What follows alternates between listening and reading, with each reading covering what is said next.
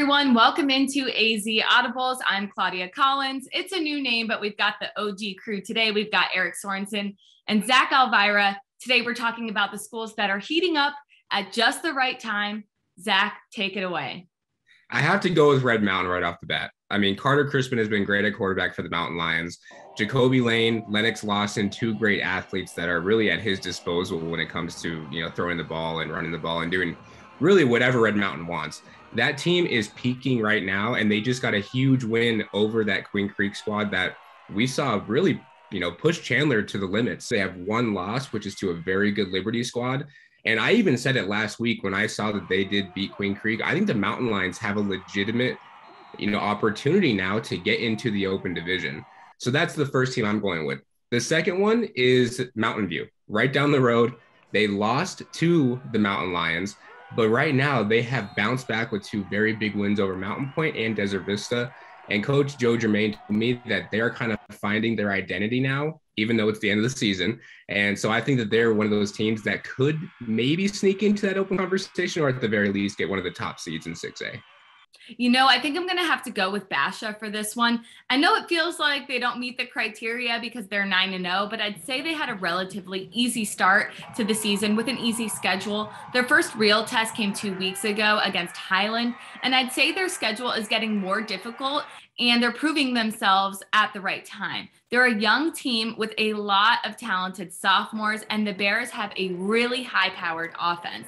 And that starts with sophomore QB Damon Williams Jr. He's a dynamic dual-threat QB with over 2,000 passing yards and over 500 rushing yards. He's got 18 touchdown passes on the season. He's averaging 2 per game, and he has a lot of weapons around him, such as sophomore wide receiver Bryson Dedman. He's got over 800 receiving yards, but they're a pretty balanced run-pass offense. They've got 20 passing touchdowns and 35 rushing touchdowns on the season. Their other big test comes this Friday against Mountain View. I think Basha is the team to beat, and honestly, I don't think Mountain View is going to be the team to do it, although I do think that they really do need to be a part of this conversation. Eric, I don't know if you agree or if you've got another team. What are we thinking?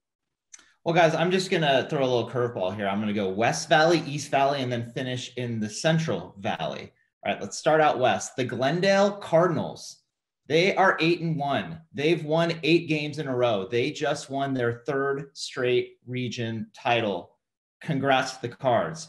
Far East Valley, Eastmark Firebirds, won 5 of 6. They clinched their first ever playoff berth last weekend. They've been in existence a grand total of 3 years. They have 5 seniors. Scooter Molander doing a great job, and his kid Max Molander can really spin it.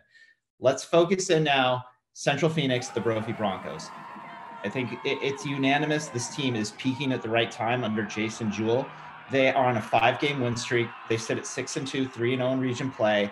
And on both sides of the ball, they've really made the adjustments as the season has went along. Defensively, they're just shutting down the run. When you can make teams one-dimensional, you have a great chance of capitalizing on great field position for your offense. And speaking of that offense, they are protecting the quarterback so well. EJ Warner, their senior quarterback, is making great decisions. It should also be noted, BCP has been doing it without Benjamin Morrison, who had missed 3 games in the middle of the season due to injury. The Notre Dame commit is a huge playmaker.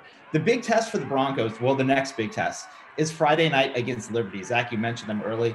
The Lions, I saw them play Pinnacle last week. They fly around the football defensively. I don't know if I've seen a high school team that hits as hard as the Lions do. It's going to be a great one coming up in Peoria.